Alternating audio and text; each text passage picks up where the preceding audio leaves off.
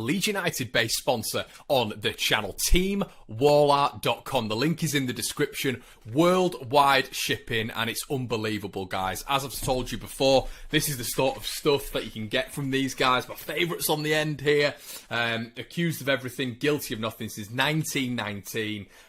You can get this one for $5.99 if you buy another one for $7.99, and I did that. I've got the one of Marcelo Bielsa here, a beautiful image, really good quality as well, by the way, and of course the title winning boys. Some really good stuff on there, guys. As I said, the link is in the description. I went to these guys. I love this sort of stuff, and they are Leeds United fans. Go check it out. Enjoy the video. One Leeds is now sponsored by One Football. One Football is a really classy app. You can get all of your Leeds United updates on this app. You can get all the transfer news, injury news, match day news, and it really is top quality. The most downloaded app regarding football on the site. So make sure you go check it out. The link is in the description, and I hope you enjoy the video, guys.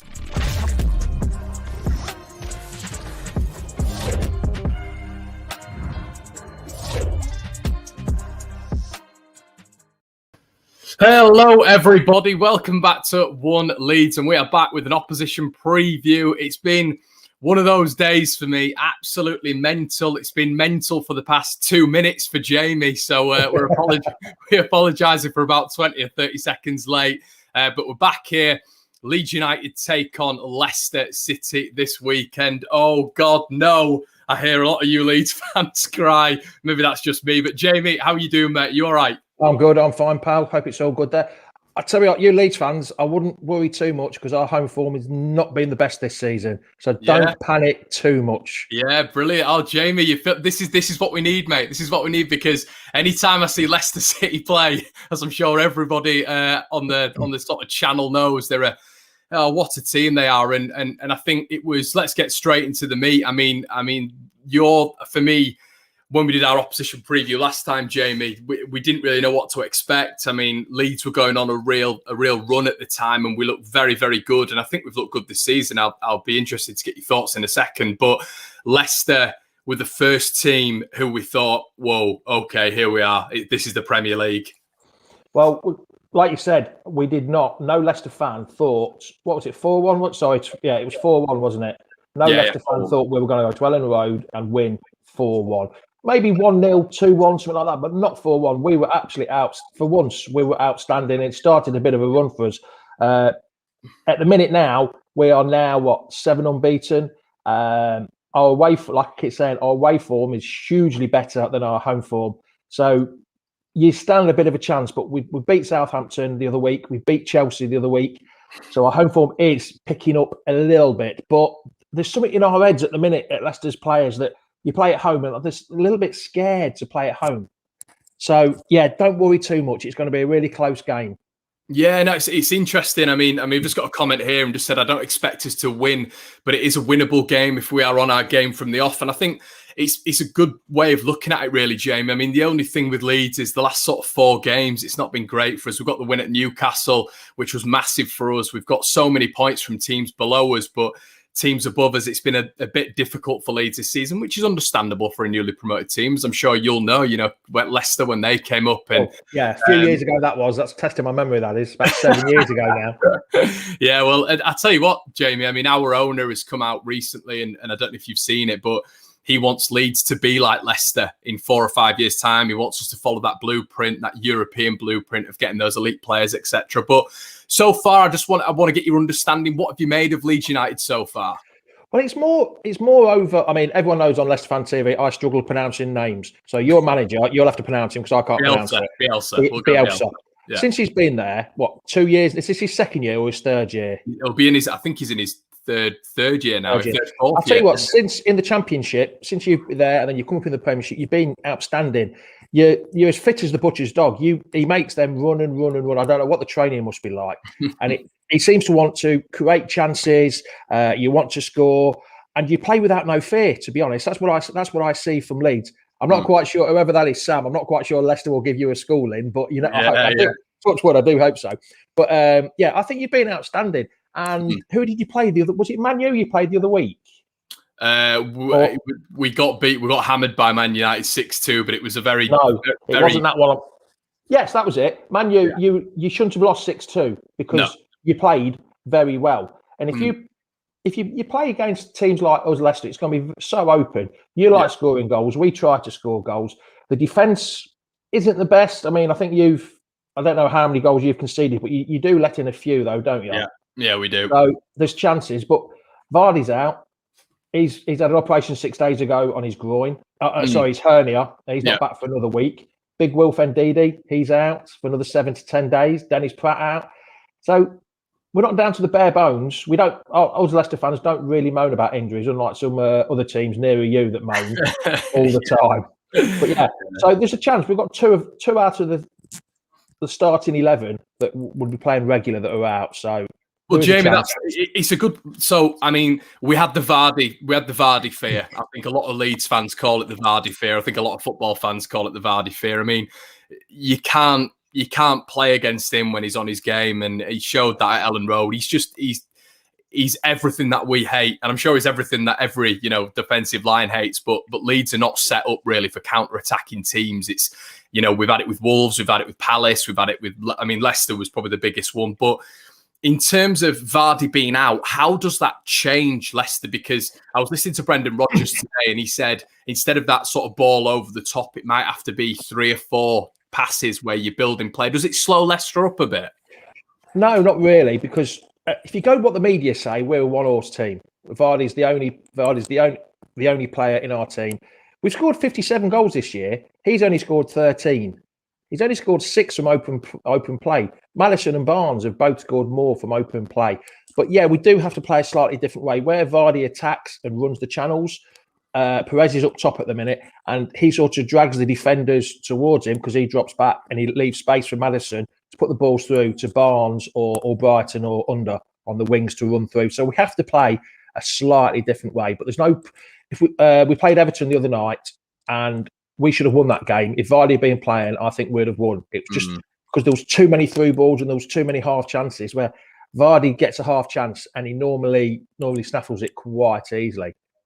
How many? I mean, what did you take out of playing Leeds last time? Obviously, we lost 4-1, and it was a little bit of a schooling. But it was mad in that first 2 minutes. I don't know if you remember it, but Bamford missed an absolute sitter, and you went to the other end and scored within seconds, didn't you?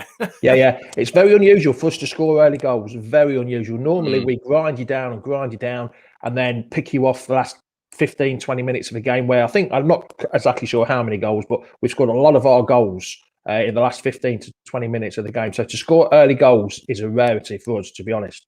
So for you to concede against us at Ellen Road that quick was, I don't know what you've done to do that. You must have walked out, stood on a black cat or walked under a ladder or something stupid like that. Yeah. Maddison, talk to me about him. Quality. Should be in the England team. He should be in the England team before Jack Grealish, I think. Jack Grealish falls on his arse too many times for my liking. Maddison, he can pick a ball, he can score a goal. He scored 4 in his last 5 games. He can pick players out. The only thing, I'd like him to be able to put a little bit of a tackle in. But other than that, you've got Tillemans and Ndidi and Papi Mendy for that. So that's probably why he doesn't do it. But he has improved his game, and Brendan Rodgers is getting the most out of Maddison. Maddison's literally picked his game up. I think Rodgers has put his arm around him and says, come on, you need to do this, that and the other. And Maddison's grown up. He had an interview the other week against when we played. I can't remember. The games come thick and fast. Sometimes it was a brilliant interview, wasn't it? He was dead on it. Where 2 years ago he wouldn't have been able to say that, but now all of a sudden he seems to have grown up. He's come out of his shell and he's grown up, and he seems to be a more confident player now. Rodgers has done something to him. He's got injury free. But at the end of the restart last year, he was struggling with an injury, and we played him and we shouldn't have played him. And then he wasn't fit at the start of this season, and now he's back fit, firing. Yeah, I would say firing on all cylinders. So yeah, you've got to be wary of him because he can pick a pass out. So I think against us last time, you didn't have Ndidi. I think Mendy played, and you told me to. I remember on the preview you said watch out for Mendy. He's a very good player, and he sort of went under the radar. But I thought that night him and Fofana were absolutely brilliant, and it was quite interesting. I was listening to one of our Leeds United podcasts, Talking Shut, earlier on today, and they were saying that we actually had an interest in Fofana, and we were looking at him, and it just shows. I mean, for our system, Jamie, be perfect, absolutely perfect. That centre back who drives with the ball, and what a brilliant find he's been. So, are you missing that much in Ndidi? Do you think Mendy will be able to slot in and do a job? Well, at the start of the season, Mendy was playing at centre half because Johnny Evans was out suspended from his suspension last year, and then Ndidi got injured, and Mendy came in and he was doing a fantastic job, but he does a different type of job. He wins the ball and he sprays it. He doesn't spray it. He passes it to Tielemans, passes it sideways. He, the one that goes in and disrupts the play, wins the ball and just passes it. Where Ndidi will win it and go forward and drive forward. And to start off with, there was an old hashtag Magic Mendy because he was absolutely fantastic. And then Ndidi's come in, and you can see the difference in games the two players play. But Mendy is a quality player, but just a different type of quality player to Ndidi. I love Magic Mendy, but I always said I'd have Mendy in my team. But now Ndidi's back, and he's done his hamstring, he's done a tear, so he's got another week to 10 days out. I think I'd rather have Ndidi in and Mendy as a backup, but Mendy will do a decent job. He does all the hard work at the back and let Tielemans and Maddison do all the fancy stuff. He does all the donkey work, like Mendy does. So are you expecting Barnes to go up top? Are you expecting Perez? And how does that change you? And how Perez does that will go change up top, Jamie? Like I said before, Perez he comes back and tries to get the ball, and then it leaves spaces for Barnes or Brighton or Under to go into them spaces. And you can see what we're trying to do now with Vardy. You just play the ball through, bang, he's on it. You've seen him; he runs through defence, he runs for fun sometimes. But Perez is different. He's more skillful, got more tricks and flicks, not got the pace, but he can draw defenders away and he works hard. He just needs a couple of goals for his confidence. As for Harvey Barnes won't play up top on his own. He will not play. Brendan Rodgers has said he's not that type of player. He's more of the ones that can get down the wing and drive into the box and put them crosses over for whoever's in the box. So you won't see Barnes unless it's like for the last 5 minutes if somebody goes off injured or something. But he won't start as a striker. Because we had, I mean, the big thing the last time we played Leicester was, I mean, you guys had a large amount of players missing. I think Fuchs started. I think Castagna was out. Ndidi, Maddison didn't start. So Soyuncu was out. So Soyuncu. I mean, Soyuncu can't even get into starting 11, can he? So I mean, it is the levels at the minute. But with Leeds, when we have our key personnel missing, it's massive. And the last game we played, we didn't have Rafinha, we didn't have Rodrigo, we didn't have Calvin Phillips, who, as you'll know, Jamie, Phillips is integral. He's integral to everything we do. And I think a really nice battle this weekend will be Maddison versus Phillips. I think well, he's come from nowhere, hasn't he? Because now Phillips you're in the Championship last year. Didn't really do. I didn't really notice, not being funny, being in the Premiership. I don't really watch a lot of Championship football. No, I don't, Jamie. I don't know. And then he came in the Leeds team, and so he came up from there in the Premiership, and he got straight in the England team, and that was the first time I really saw him play. And I thought, what are your thoughts on him, Calvin Phillips? He's quite a decent player. Is he a Leeds lad? Is he born and bred Leeds, or is he Leeds lad? Yeah, he's quite a decent player. Anybody that's young and English that can go through the ranks, I think, is fantastic. He looks like to me, half of your managers are like Bielsa. Did I say that right that time? Yeah, you did. Bielsa, he gets them to work hard. Like I says, they get him to run, and he looks like a quality player.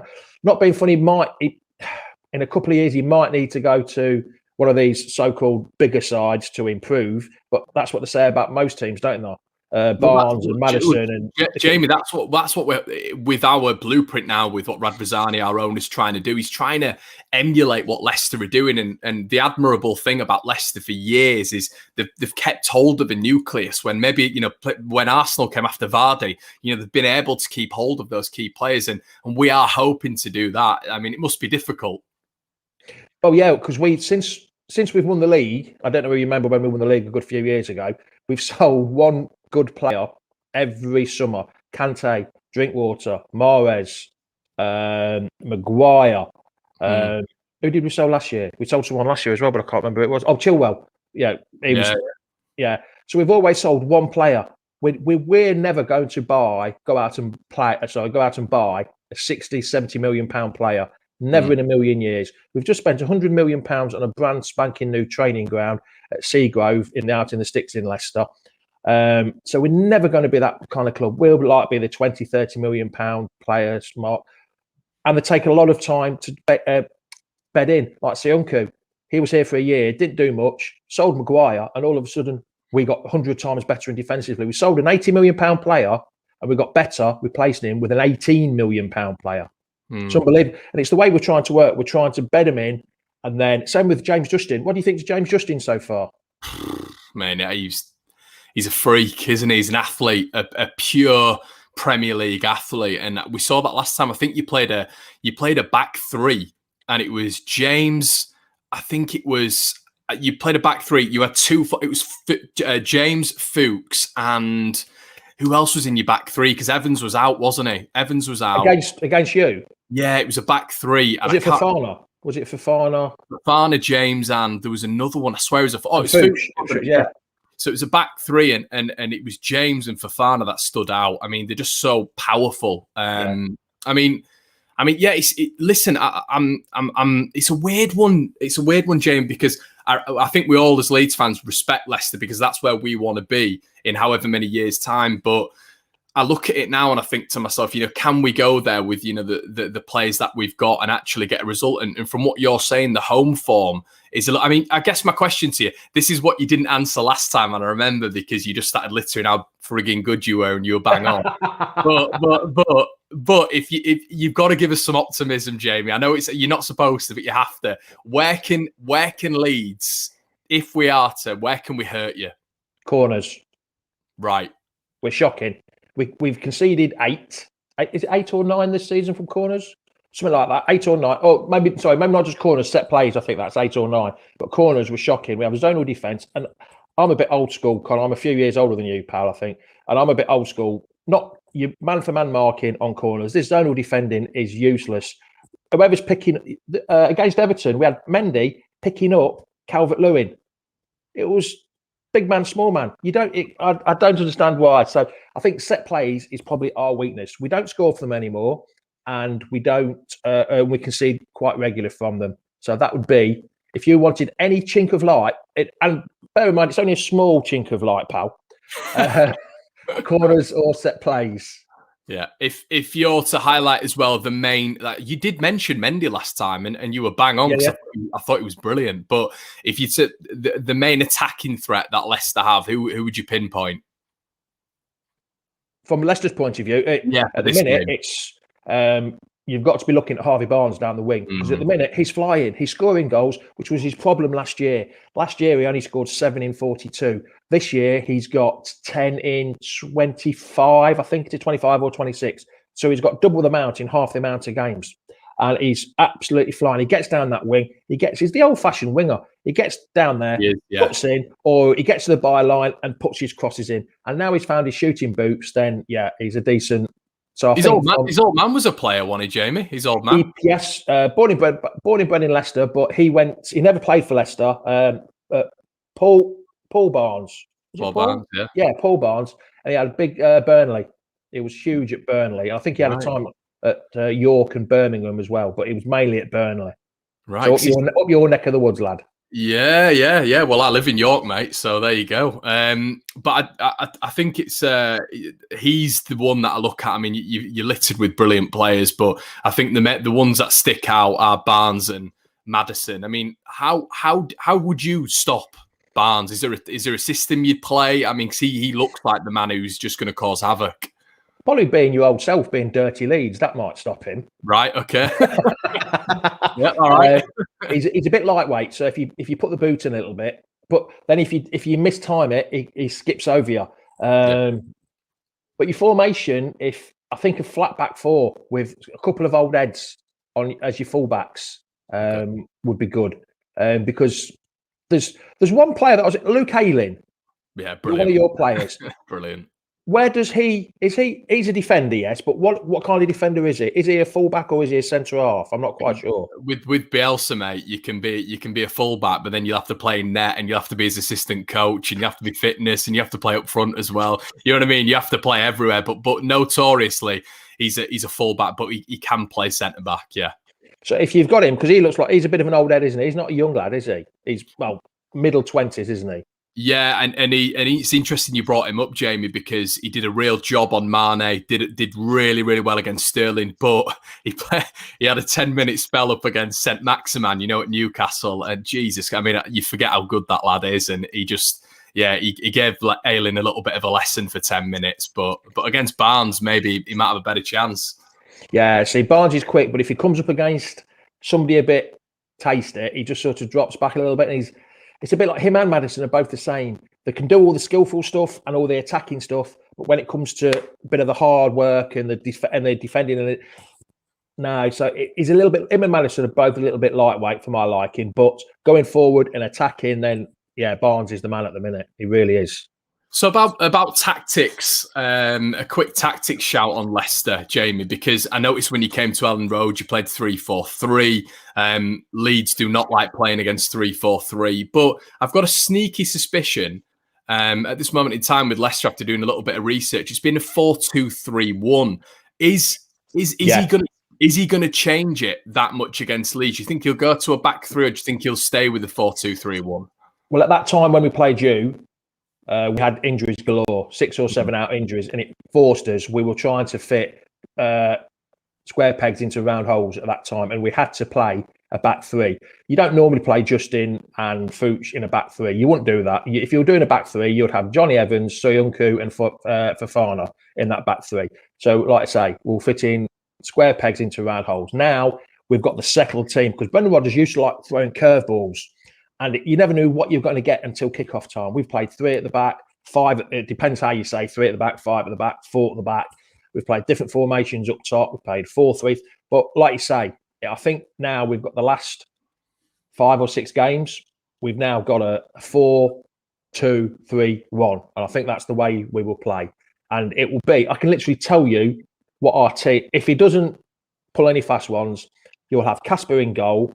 You'll have James Justin and Timothy Castagna as the 2. Timothy Castagna, what a player he's been, for 21 million, coming from Atlanta, dropping out of the Champions League and coming to a club that had only got European football, Europa League football. Absolutely outstanding he is.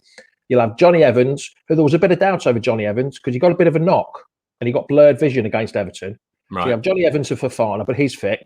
You'll have Mendy and Tielemans as the 2. Jamie, can I just stop you there on the Tielemans shout there? Just really interested to get your point of view. With Tielemans, with Ndidi being out, does Tielemans have to become more defensive when Mendy's there? Against Everton on Wednesday night, no, it didn't happen. It was just like Ndidi was there, and Tielemans was allowed to go on. Whether Mendy's been told, well, you've got to try and play slightly different and be a bit more aggressive on the ball. But at the minute, Tielemans is our star man at the minute. There's a song, he's the star man. My singing's not very good, as well as my pronunciation, so I won't carry on with that. We get the gist. And they call him the star man all the time. And he's got...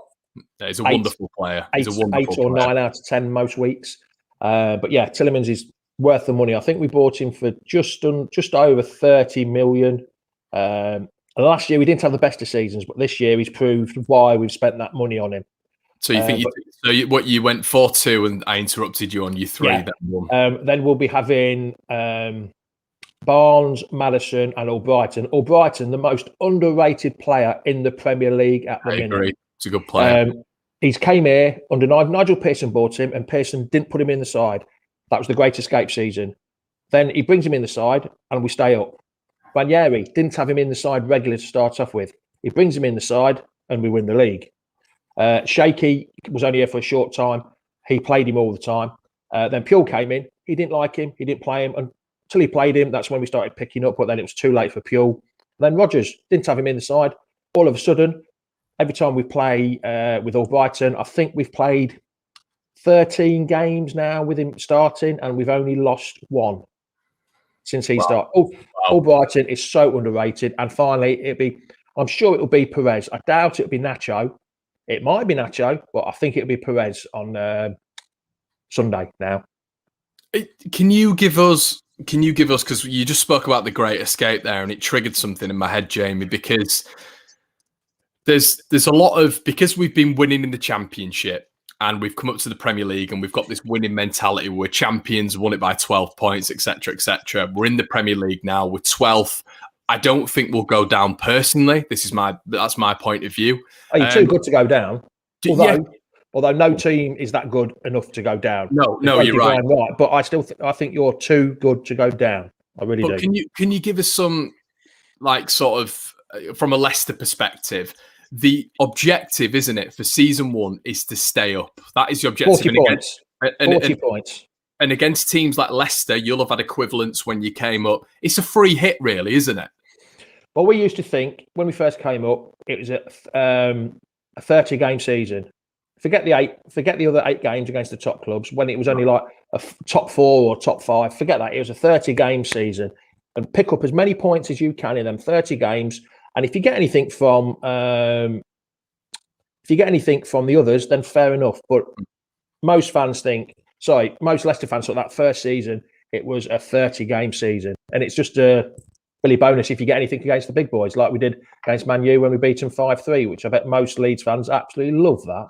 I did. I remember watching it and celebrating. But yeah, because I was going to say, because, I think a lot of the expectations are a little bit off, and I think you'd have probably had the same with certain Leicester fans. But I can understand it. It's the hysteria of last season, but it is about. But then on the other side of the coin, though, Connor, once we won the league, the expectations were so high. Some of the fans were thinking, "Oh, we should win every game 3 or 4-0," and when we were losing games, it was unbelievable. We should be signing this player, that player, the other player, and it didn't work. We didn't sign the right kind of player. So from on the other side of the coin, from winning every game in the Championship, getting promoted, and then struggling, and then winning the last, I think it was 8 out of the last 10 we won, and then the knock-on effect to the following season, we won the league. Everyone thought we were going to carry on, but it just didn't work. The expectations are still so high at the minute. Yeah, in most Leicester fans, I'm not sure about the club, but most Leicester fans think we ought to be doing better. Some people were saying, if we're going to go anywhere, we've got to be beating teams like Everton.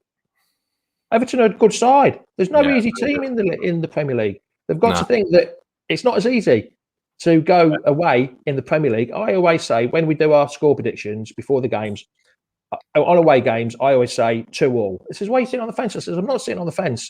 I'm saying it because if you can't win, do not lose. Yeah, that's definitely the way I look at it. Yeah, I agree with you. I think any point away from home in the Premier League, it's adjusting, isn't it, Jamie, to that Premier League mindset. It's so difficult, I think. Yeah. Oh, sorry. Yeah. Talking about Leeds now coming up from the Championship into the Premiership. Just that mentality switch of maybe not winning every week. Yeah, you're probably on a high from coming up from the Championship to the Premiership, and you start playing well, and then you find your level. And because when we got promoted that year, we were never really soundly beaten. We were never beaten. It was only 1 or 2-0 or 2-1 or something like that. So we weren't beaten. And the confidence never really went. No one gave us a good hiding, and we managed to carry on. And it's like what was the first game of the season I saw? It was against Liverpool. You played and you lost 4-3. 4-3, yeah. You could just see that Leeds were just playing with confidence, and I can't see. And there's been other games where I've seen them play, apart from the FA Cup one, which we'll just skim over straight away, shall we? I didn't I can't see you going down. I'll be so surprised if you go down. Yeah. I really will. Premier League deserves a team like Leeds to be in there. I really do. It's better for the Premiership with Leeds being in there. We just need the fans back, don't we, Jamie? And then we get the spice back. Yes, we've always said, well, me personally, when we do our shows, that I still think the home advantage has gone now. With no fans being there. That's why you're seeing more away wins. It's not as bad now. I think the players are getting used to it with not having the fans there. But I still think there's that advantage is not as good as it used to be. The home side used to be at Filbert Street. Bloody hell, we haven't been there 20 years. I'm still calling it Filbert Street. Yeah. Good old days. That's where we used to win. Yes, 30,000. 30,000 behind us at the King Power. It makes a huge difference. Now there's nobody. And I think we're finally getting that mentality right. If there's no fans there, we've just got to grin and bear it and get on with it.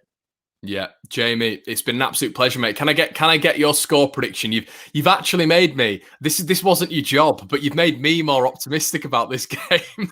So I appreciate that. But what's your score prediction, mate? I think you said last time 2-2, which it would be. It's an away game. It's an away game. Yeah. I always say, apart from cup games, I'll always say 2-2 no matter what. My old mantra: if you can't win, do not lose. Simple as. But as it's a home game, and as we're nearly flying, we're just taking off at the minute. You're quite good. Yes, yeah, you can say it. No, I don't want to be too much, because you might want to have me back on here next season, so I'll have to be careful what I say. I'm going to go for I don't know. I'll go for a 2-1 win. 2-1 Leicester win. I won't go to. I was going to say 3-1, but that's being a bit too overconfident. Yeah, it's because you just saw that top man Jamie comment, wasn't it? So you just went 2-1. I did see that, but no, I don't want to be overconfident. Like I said, I've been supporting Leicester now. I'm 50 now. I've been supporting them at least 43 years, and I know that these games are the ones that we're overconfident, and it comes up to bite you in the backside. But I'm going to go for a 2-1 win. Yeah. Well, listen, I mean, this is weird, but losing 2-1 to Leicester, there's no shame there. And I think you've really, if you're a Leeds fan, and, we always want to win. Football is about hope. I mean, it's about prosperity. We saw that when Leicester won the title and you were everyone's second team. I think you still are. I think Leicester are still 90% of the population's second team. I know. Not to do with Sky. Not to do with Sky. Sky, where you know how Arsenal had the Invincibles, Leicester are now the Invisibles. That's the way we look at it. It's good being the underdog, though. It's nice being the underdog. It is. It really is nice being the underdog, because you can surprise a few there. But I'm going to go with, because of you, Jamie. Just because of you, I'm going to go with a 2-2. So, guys, if you are new and you've just joined, please subscribe to the channel. Jamie, where can everybody find you and your good fellows? Well, I'm part of the content team on Leicester Fan TV. We're on all social media: Twitter, Insta, Facebook, YouTube. And if you want to follow me on my personal one, it's at the Fox's Arms on Twitter, Insta, and Facebook as well. Beautiful stuff. Yeah, well worth the follow. And Jamie, it's been the second time. It's been thoroughly enjoyable, mate. And I really appreciate you coming on. Guys, if you have just joined, you can watch this on the playback. Me and Jamie have gone through a few things for the best part of 32 minutes. It's your Friday. Have a beer or have a squash and listen to us talk. I'm on dry January at the minute. I've got 3 more days to go. How are you finding it? How are you finding it? Hard. When you're in lockdown over here in Spain, it's hard. No bar shops. You own a pub as well? Yeah, I still do. Yeah, I still do. But it's not been open all season, so just hopefully everything, touch wood, everything's back to normal. Well, as close as it can be back to normal for next year. That's it, buddy. Well, Jamie, thank you so much, mate, and I'll speak to you soon, mate. You're welcome, Connor. Cheers, pal.